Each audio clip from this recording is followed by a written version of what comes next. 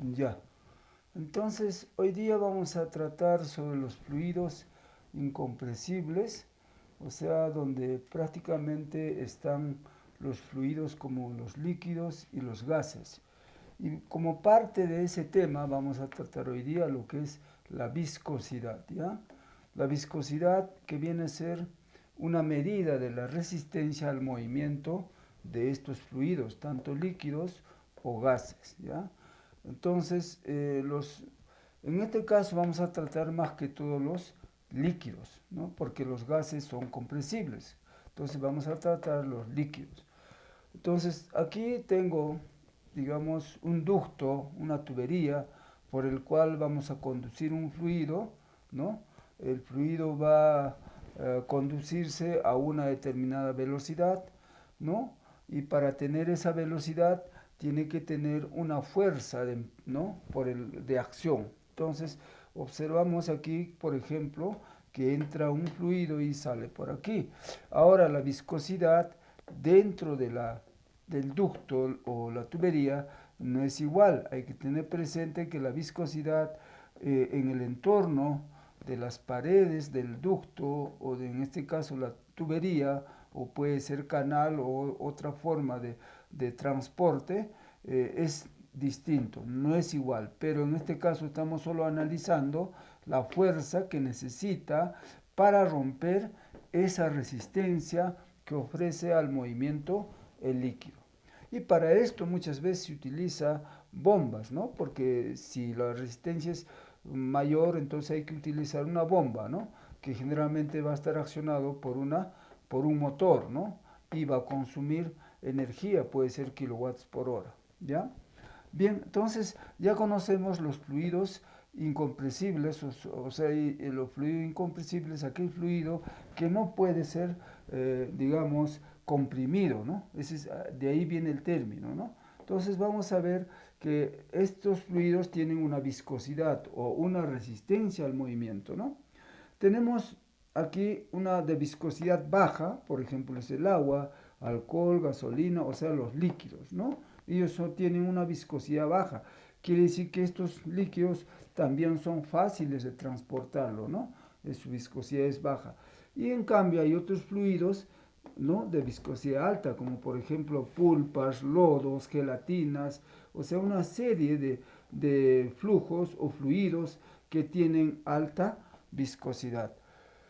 Bien, entonces a las viscosidades también lo podemos diferenciar, ¿no? Entonces tenemos dos tipos de viscosidad. Tenemos la viscosidad dinámica o viscosidad absoluta que se representa o se denota por el símbolo mu, ¿no?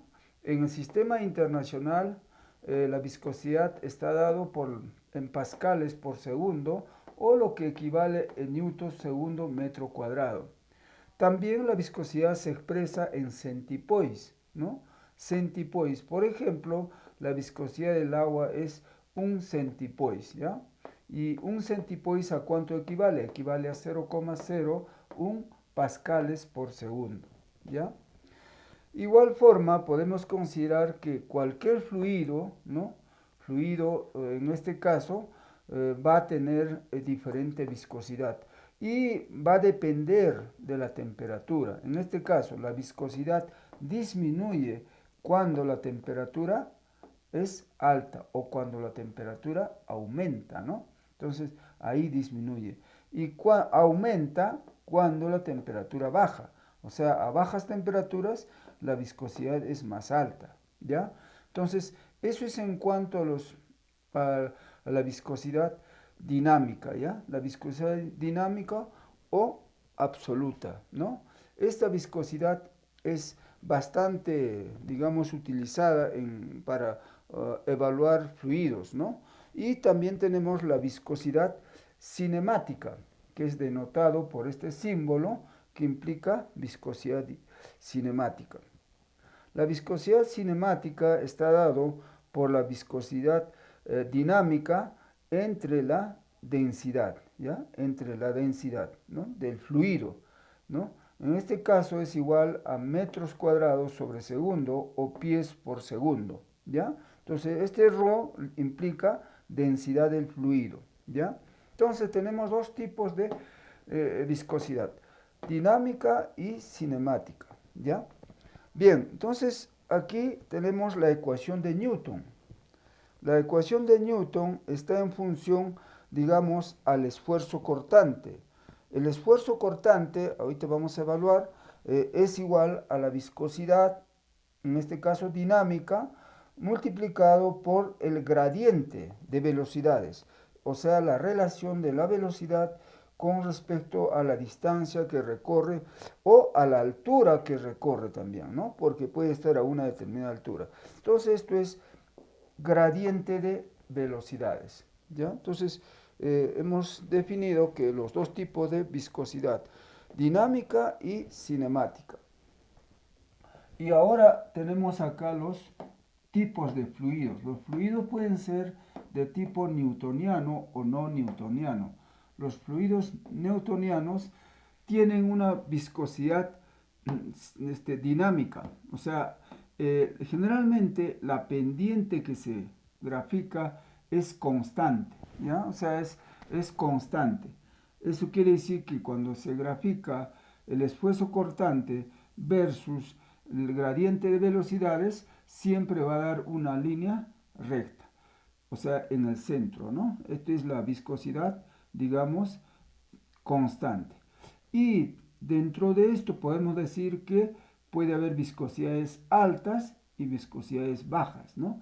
Entonces de la línea hacia la izquierda viene a ser de alta viscosidad y de la línea central hacia la derecha vienen de ser viscosidades bajas, ¿ya? Entonces, siempre que se trate de un fluido newtoniano, su pendiente va a ser una recta, ¿ya? Una recta.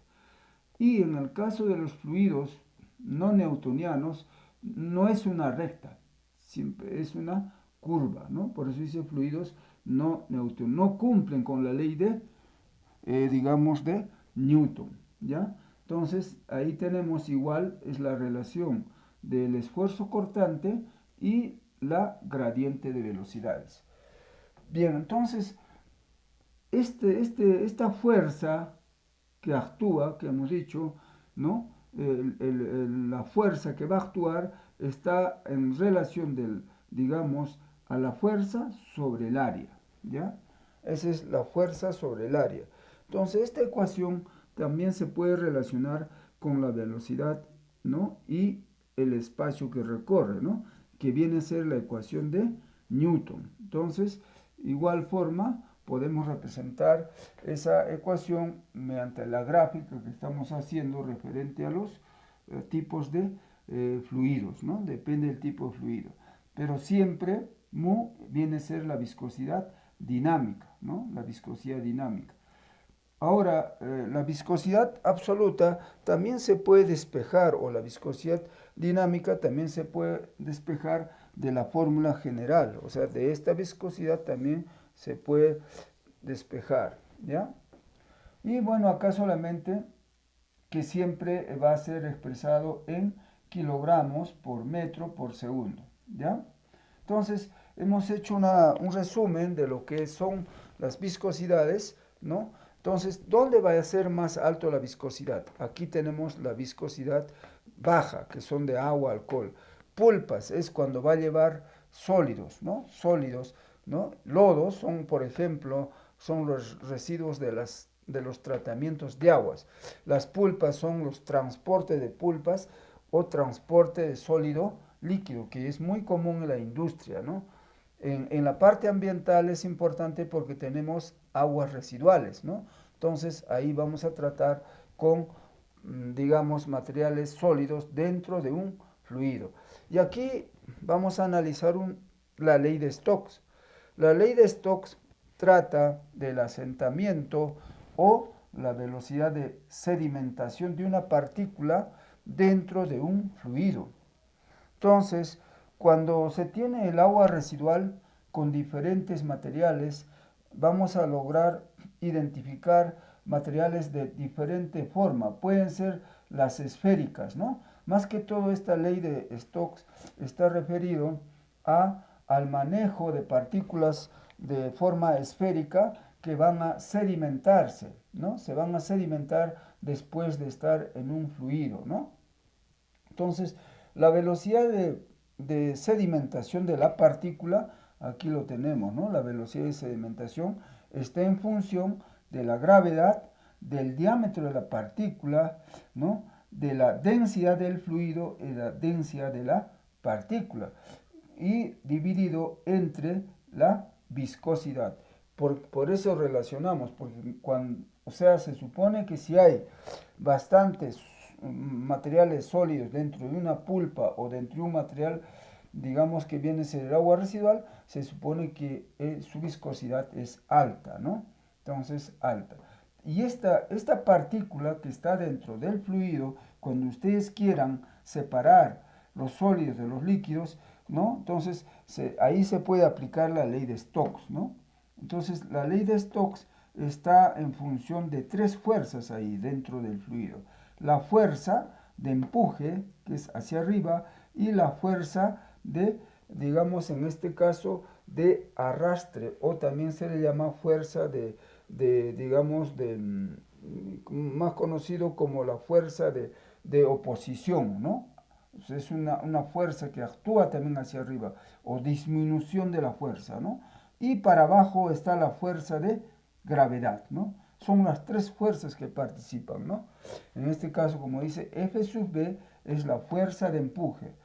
F sub D es la fuerza de retardo, o sea, la que prácticamente retarda, se opone a ese movimiento hacia arriba, ¿no? Entonces, pero hace sobre la partícula.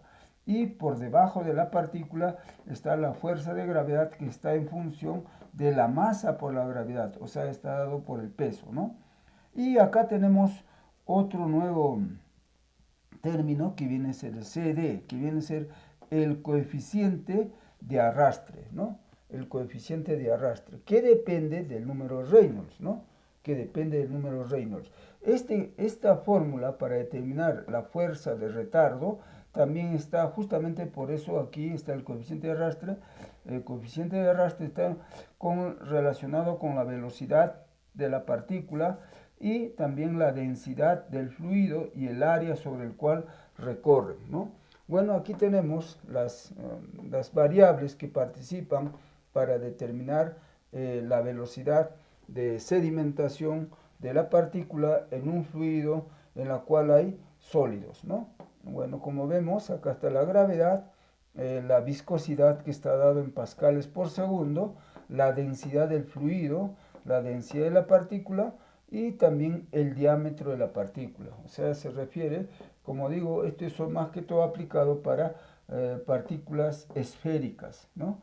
Y mayormente eso es lo que se encuentra en los fluidos donde son aguas residuales, ¿no?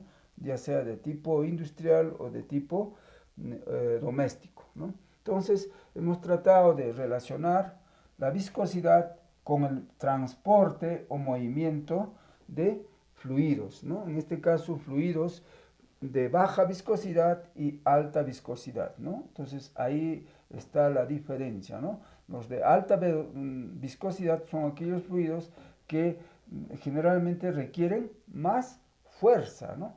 Más fuerza para poder transportarlos. Entonces, eso es lo que se ha querido complementar a la parte teórica de lo que son fluidos incompresibles, o sea, fluidos que no se pueden comprimir, o sea, mantienen su densidad, mantienen su volumen a cualquier tipo de cambio.